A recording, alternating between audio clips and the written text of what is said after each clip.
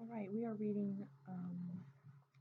First They Killed My Father by Lung Un, and this is a chapter called Labor Camps. It's January 1976.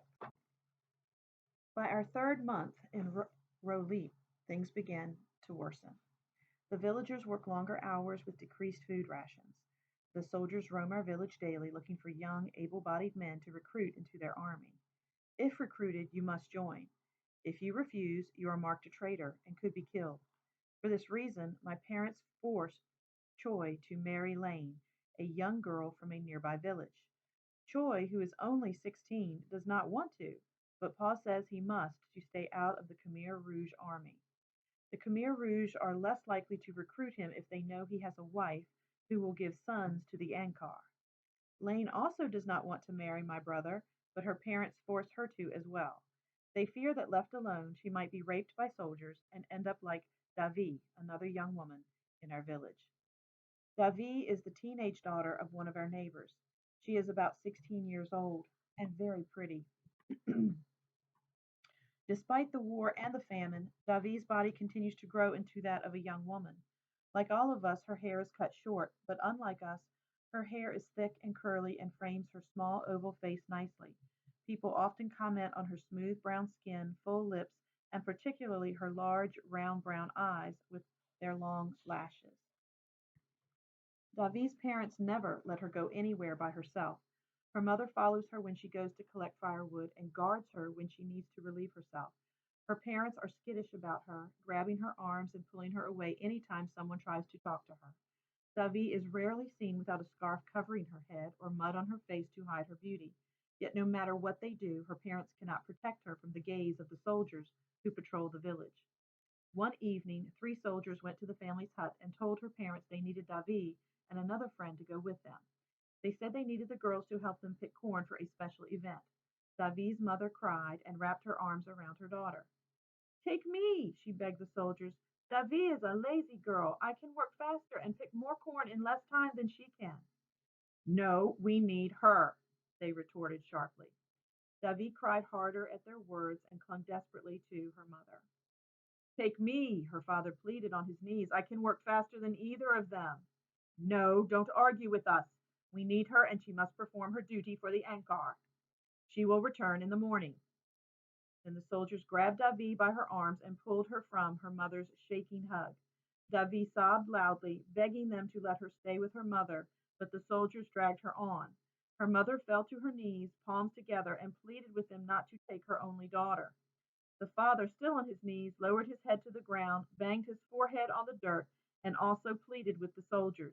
As the soldiers took her away, Davi turned around many times to see both her parents still on the ground, palms together, praying for her.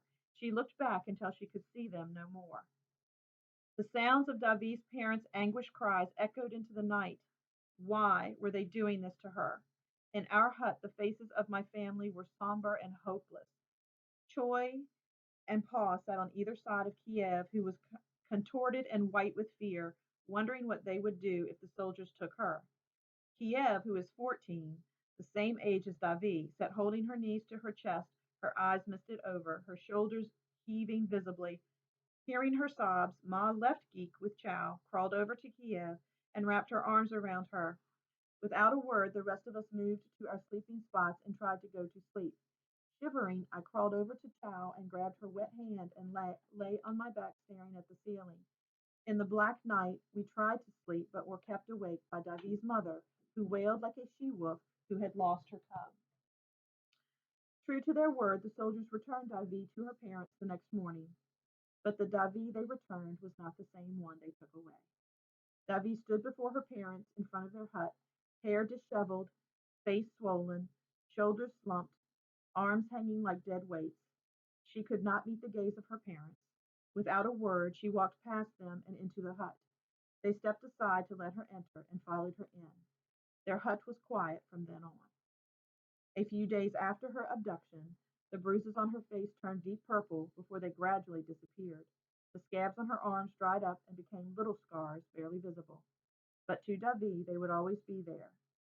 I see Davi sometimes in line at mealtime, but she no longer talks to anyone. Her body walks as if there is no more life in it, and her head is always down. No one speaks about that night, and no one ever questioned her about what happened, neither her parents nor the villagers. Whenever I see Davy, I veer away from her path. If there is a gathering of people, they become quiet when they see Davy. As the days go on, more and more people begin to treat Davy as if she were invisible. Sometimes I catch Davy's eyes watching the villagers at the town square, when she lingers there long after the crowd has departed. Other times she marches straight into the group of people as if daring them to say something to her. The gatherers shuffle their feet, cough into their hands, avert their eyes, and walk off in the opposite direction. Often Kiev heads toward Davy only to clench her fist and walk back to us. The soldiers do not stop with Davy. They come many more nights and take many other girls. Some of the girls are returned in the morning, but many are not. Other times the soldiers come back with the girl and tell her parents they have married. It is her duty, they say, to marry soldiers and bear sons for the Ankar. Many of the girls who are forced to marry soldiers are never heard from again. It is rumored that they suffer greatly at the hands of their husbands. The soldiers are often heard saying women have their duty to perform for the Ankar. Their duty is to do what they were made for, to bear children for the Ankar. If they do not fulfill their duty, they are worthless and dispensable. They are good for nothing and might as well die, so their food rations can go to those who contribute to rebuilding the country. There is nothing the parents can do to stop the abduction of these young girls because the soldiers are all powerful. They have the power of judge, jury, police, and army. They have the rifles. Many girls choose to escape from their abduction by committing suicide. To protect Choi from being conscripted into the army and Lane from being abducted by soldiers, they are married quickly in a quiet, secret ceremony with both sets of parents giving their blessings. After they are married, Choi and Lane go to live at a labor camp where they have been assigned to work. Pa does not fear the Khmer Rouge soldiers will want Meng to join the army because he is physically weak, so Pa allows him to stay unmarried. However, the soldiers say that Meng, at 18, is too old to live at home with us, and they force him to go live in the labor camp with Choi and Lane. Unlike our village, only young men, some with wives and others single, live in the camp. There they do the hard manual labor of loading and unloading shipments onto trucks. Choi reports that they mostly load rice and unload arms and ammunition. For their hard work, they are given more than enough food to eat. My brothers secretly dry their leftovers and bring them to us when they visit. In the beginning, Mang and Choi were permitted to visit us every other week, but as time goes by, the soldiers make them work longer hours and allow them to return to Rolip once every 3 months. When my brothers visit us, Choi's new bride Lane, having no family in our village, stays behind at their camp. For this reason, I know very little about my sister in law. I have seen her only that one time at the wedding ceremony and thought she was very pretty, even though her eyes were wet with tears. During his visits, Choi speaks very little about his wife beyond the fact that she is alive and well.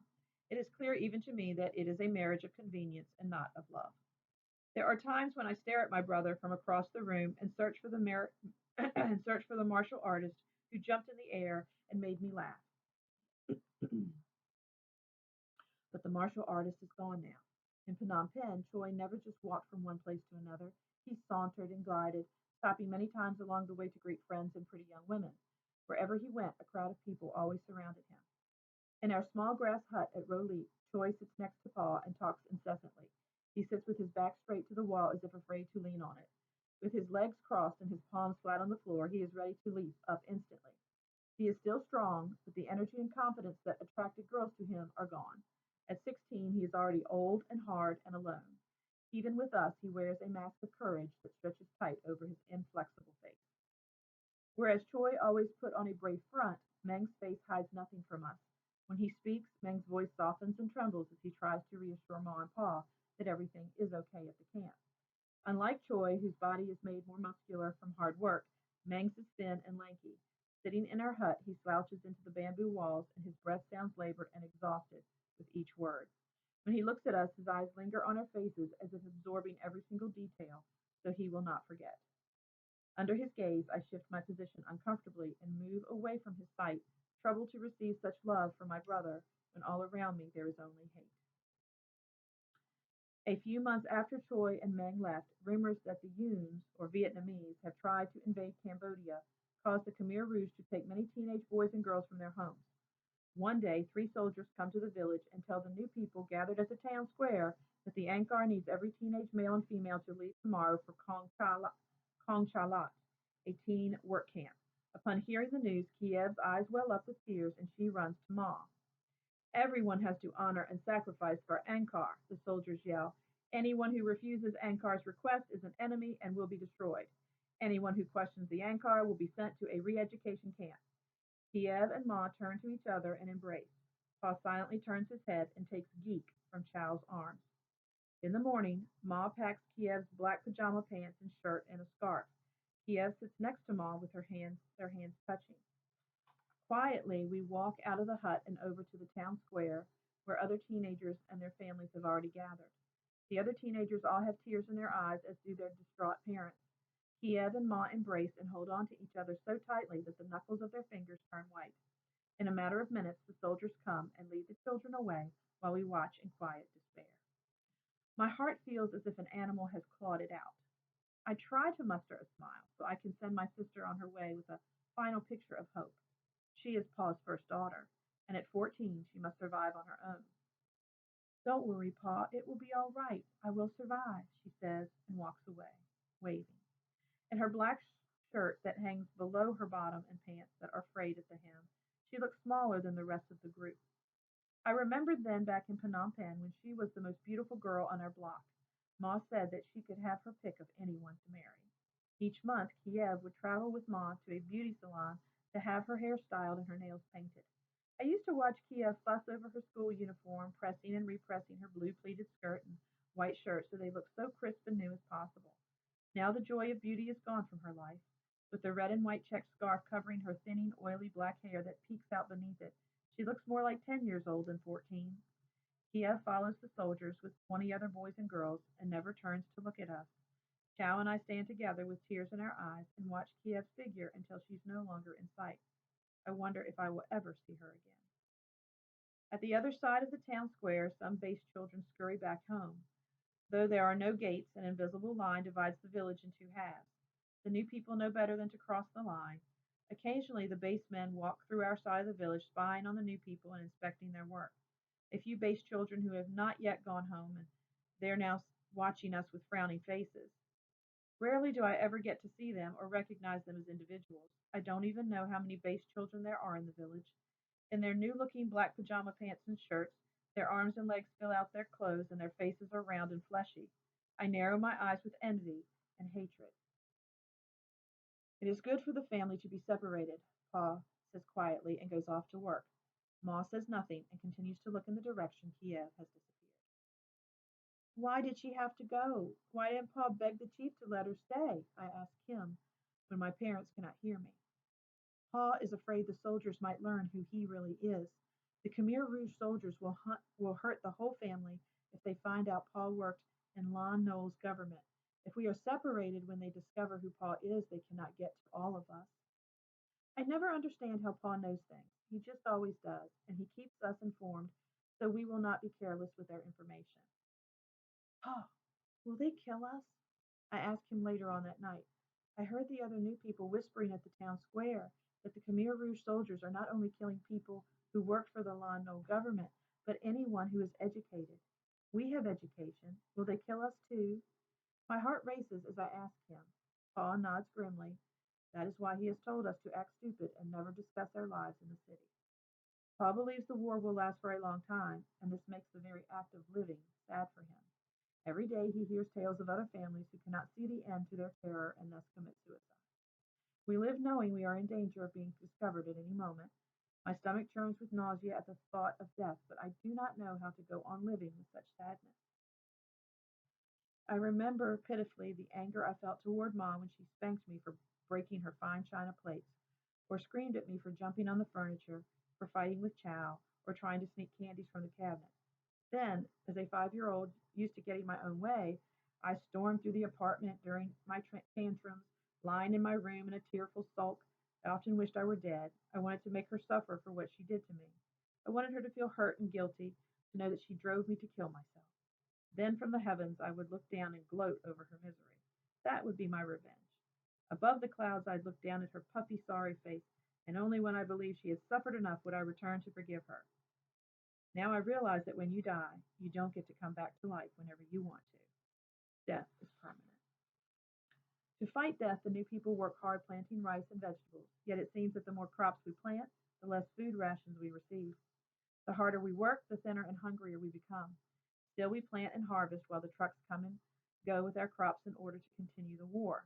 While Ma and Pa help the war effort in the fields, Kim returns home each night from his work at the chief's errand boy, bruised and injured from his own war. Handing the leftover food to Pa, Kim talks loudly about his day as Ma touches his bruises, whispering softly, "Thank you, my little monkey." Without a word, Pa takes the food and rations it to us. Sitting on our step with Chow one evening, I see Kim's figure walking slowly home. Above him, angry clouds cover the sky so that no stars can show him the path home. In his hand, he carries the leftovers wrapped in his kromar, and my stomach lurches with happiness and anticipation. As he nears us, I see his shoulders heavily hunched over and his feet drag as if he is trudging through mud. "Kim, what's wrong?" Chow asks him. Not answering, Kim silently climbs into the hut with Chow and I following closely behind. In the dark, Kim walks to Pa and kneels before him. With his head down, he says in a trembling voice, "Pa, the chief told me not to go back to his house." Pa is still and breathes softly. "I'm sorry, Pa," Kim says. "I'm sorry, Pa." Kim repeats his words softly, floating in the air. Hearing his despair, Ma puts Geek down and crawls over to him. Reaching him, she wraps her arms around his head, pulling him into her chest. "Thank you, little monkey," she whispers in his hair, stroking his hair as his shoulders heave up and down. The wind outside blows violently now, trying to part the clouds, but to no avail. The stars are still hiding themselves from us. Cal and I reach for each other's hand and brace against the chills. Since the day we first arrived in Roleek 5 months ago, the chief's steady supply of leftovers has kept us from starving. Now we will go now we will again go to bed hungry. After what seems like a long silence, Pa tells us that we will get through this somehow. The next day, standing in the rows of ripe red bell peppers, tomatoes, orange pumpkins, and green cucumbers, I thought of Kiev. It is now March and a month since she had left. Kiev loves pumpkin seeds and used to eat them noisily at the movie theater. Thinking of her makes the sun burn hotter on my skin and my pores push out more water, drenching my clothes. Next to me, Kim wipes his forehead and continues his work in silence. Our job is to fill up the baskets and deliver them to the cooks in the communal kitchen. As my fingers pluck the green beans, my mouth waters. Feeling the fuzzy hair of the beans between my thumb and finger, I crave to put it in my mouth before anyone sees me, but instead I drop it in the basket. "I'm hungry," I say quietly to my brother. "Don't eat the vegetables. The village's chief will beat you if you get caught." Heeding his order, I continue with my work, stopping every once in a while to steal a look at my brother. In Phnom Penh, while Pa took us girls to the swimming pool on Sundays, Kim could usually be found in the movie theater across the street from our apartment. When we returned, we would be greeted at the door by Bruce Lee, the Chinese god, the Monkey King, or a number of kung fu masters ranging from the drunken disciple or the dragon claw to the Shaolin monk. Throughout the day, Kim in character would jump, sway, twirl, punch, and kick at Chow and me whenever we were in the room with him. Remembering the little monkey of Phnom Penh, I look away. I wish Kim could go back to work for the chief and continue to bring us their leftovers, but the chief doesn't want Kim to work for him anymore. Neither Kim nor Pa has given any explanation to why he sent him away, but Pa suspects that it was something to do with someone named Pol Pot. Lately, the base people in the village are whispering the name as if it is a powerful incantation. No one knows where he comes from, who he is, or what he looks like. Some people are saying that maybe he is the leader of the Ankar, while others argue that the Ankar's leadership is comprised of a large group of men. If it was Pol Pot who gave the order to place more soldiers at the village level, the has created a shift in the power balance. In the beginning, the chief was all powerful and ruled the village with his enforcer soldiers. Now that the number of soldiers has multiplied, they wield more power, and the chief's role has been reduced to that of a manager. "Kim, where are the soldiers taking all the food?" I asked. When the Ankar formed armies, there wasn't enough money to buy guns and supplies for the soldiers. The Ankar had to borrow money from China to buy the guns and weapons. Now it has to pay China back, Kim explains as he continues to drop the vegetables into our straw basket. "If China is helping the Ankar and giving them money, why then do the soldiers hate us Chinese so much?" The other kids hate me because of my whiter skin. They say I have Chinese blood in me. I whisper to Kim. Kim stands up against and sees that the other children are out of hearing distance from us. I don't know. We should not talk about this. The Ankar hates all foreigners, especially the Yuns. Maybe the peasants cannot tell the difference between a Chinese and a Yun, who also have light skin. To someone who's never left the village, all white skinned Asians look alike. Later that night, Pa tells Kim that the Ankar wants to expel all foreigners. It wants to bring democratic Kampuchea back to its glorious past. The time when Kampuchea was a large empire with territories encompassing part of Thailand, Laos, and what is now South Vietnam. The Ankar says we can only do this if no one else owns us. I do not care why or how the Ankar plans to restore Cambodia. All I know is the constant pain of hunger in my stomach. Oh, my.